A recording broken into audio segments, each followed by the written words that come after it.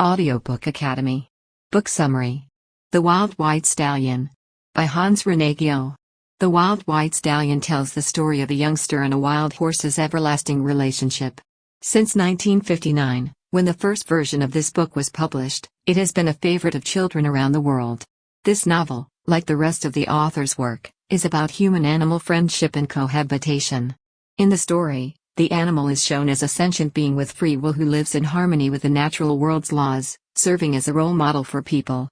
As a result, neither the horse nor the human are shown to be superior, and this emphasizes the gap between the two species. According to him, all living things are on an equal footing, and anyone who seeks to reign over the others will be overthrown. This novel's antagonists are the individuals who are attempting to entice the horse. Folko is the only one who doesn't wish to rule over the horse, therefore the two form a special relationship. As a result, the horse allows the youngster to pet him and eventually rides him and asks for his assistance when needed. Readers of all ages will be able to identify with the characters in this heartfelt tale.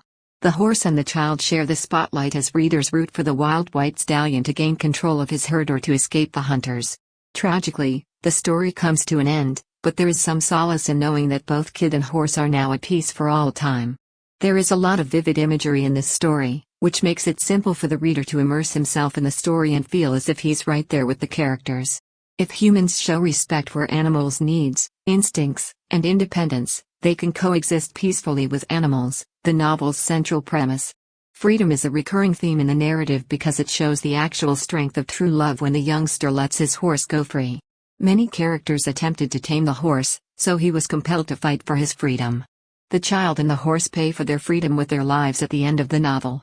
Despite the fact that this novel's main focus is on the relationship between a little kid and a horse, it is actually a call to action for the reader to improve his own behavior toward animals. Folko, a 12-year-old boy, wanted to be a wild horse tamer, despite his family's tradition of fishing. The wild rushing horses that he used to see when sailing in his old boat off the coast were vanished. Folko spotted a lovely steed hiding behind a bush as the night fell. The stallion waited there till his mother returned his calls when he began calling him in a calming voice. It was because of his white coat that Folko gave the steed the moniker White Mane. Two rustlers emerged in the meantime. There were horses in the area, so they decided to wait patiently for Folko to return. He and his mother attacked when the moment was ripe, but the young stallion and his mother stood firm. Even so, they were able to catch her, as they left the terrified stallion behind in the surrounding bushes. Despite Folko's best efforts to save the stallion, he is unable to do so due to the animal's distrust of humans. When it was able to free itself from the bushes, it followed the scent left behind by his mother and fled away. Folko told his younger brother and Antonio, a previously famous horse tamer, everything that had happened. Folko agrees to help Antonio, despite the fact that he is now a frail old man who can hardly climb on the horse on his own. The following morning, they came across a stallion in the swamp and captured him.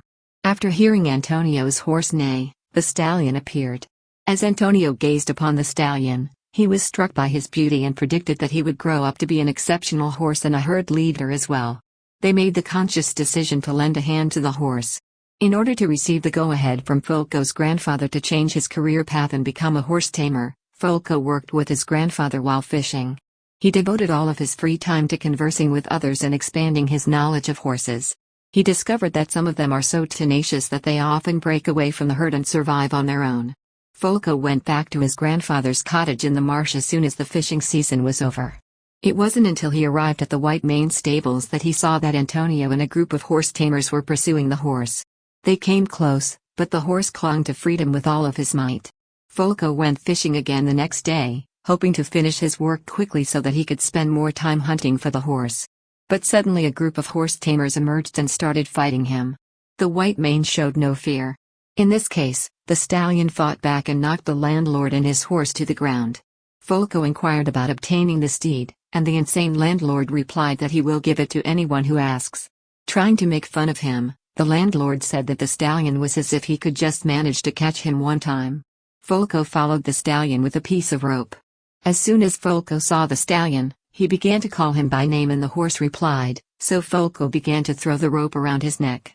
Even after he caught the stallion, the animal proved to be too powerful and continued to drag him into the swamp till he eventually stopped. A stallion saw a little, filthy creature with a pleasant face when he looked at the youngster. Folko tries to stroke the animal slowly before hugging him and stroking the mane with his fingers. Stallion and Folko embraced for a bit before returning to the marsh together, with the stallion following the youngster on top. In Folko's possession was the stallion's foal. Despite his grandfather being skeptical of his son's ability to tame the horse ran away from them and joined the rest of his herd. Because of the white mane's departure, Folko and his brother were extremely depressed. Horses began to compete for leadership of the herd when spring arrived. Despite the fact that Whitemane had risen to the front of the pack after defeating the competition, he was badly damaged and sought assistance from Folko. A happy Folko took care of his wounded leg so that the Whitemane might stay for as long as he needed. Folko decided to attempt riding the Whitemane in a gated area after taking care of the horse for a few weeks with the help of his brother. Stallion's ancient instinct awoke as soon as youngster tried to ride on back, even if he wasn't reacting to the boy pulling a rope around his head. He threw Folko from his back and raced away to the marsh, leaving the lads in a state of mournful uncertainty. Folko was upset that he couldn't entirely tame the horse. He was alarmed when he observed the other black stallion leading Whitemane's herd, and assumed something had happened to his horse. Folko and his friend Antonio traveled to Arles, France, after a few days. At Giuseppe's, Whitemane's mother was freed from one rumbler by Giuseppe, who was staying at the inn where they were staying. At the circus one evening, they saw a horse that was quite similar to the Whitemane. As soon as they realized it wasn't the Whitemane, they also heard the landlord discussing his intention to sell him to a circus owner who could make him a sensation out of it.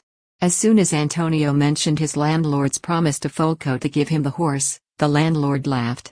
In the meantime, Antonio was looking for Folko, who had already gone in quest of his horse. They followed Folko and set fire to the bushes where the Whitemane was hiding so that it would spread quickly, making it difficult for Folko to escape. In spite of the stallion's best efforts, Folko was able to persuade him to ride him and jump with him out of the burning circle. The tamers followed them as they headed toward the river, knowing it was a good place to catch them. It was soon after they entered the river that the tremendous current swept them away. It was too late. The tamers had been commanded by the landlord to look for the youngster and save him, but they had all perished in the river while holding hands. It was only natural for Folko to be filled with joy and pleasure as he was reunited with his beloved stallion for all time. Characters: Folko, Whitemane, Antonio, Landlord, the Tamers, Rumblers, Folko's brother, Giuseppe, Folko's grandfather. It was the dream of a little boy to become a horse tamer in the future. To him, caring for the horses was more important than controlling them or even owning them.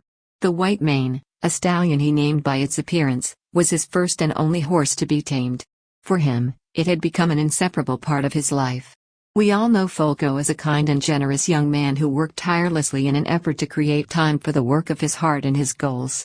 Even though horses were the only topic of interest to him, he is eager to learn new things.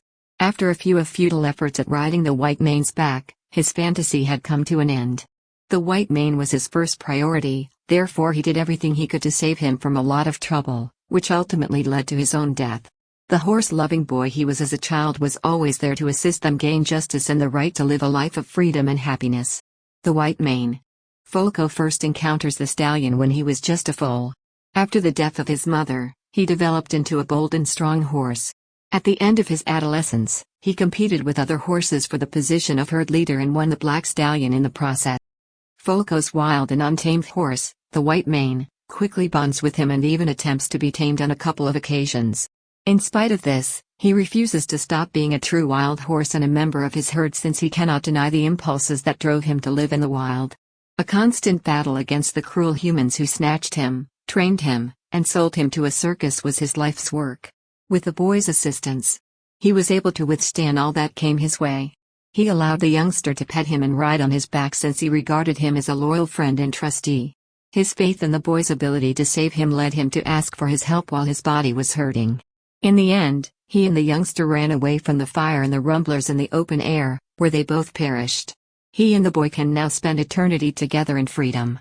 René Guillot, a French writer and mathematician, was born in 1900 and lived in Dakar for more than 20 years. As a result of his travels, he was able to situate a large number of his stories in this region. For his contributions to children's literature, he was awarded the Hans Christian Andersen Award, which is given to an author who has written a complete body of work. 2 books about horses were written by him, one of which was used as the basis for a film. In 1969, He is killed in France. Thank you for listening in Audiobook Academy. Don't forget to subscribe and smash that like button for more content like this. See you in next video.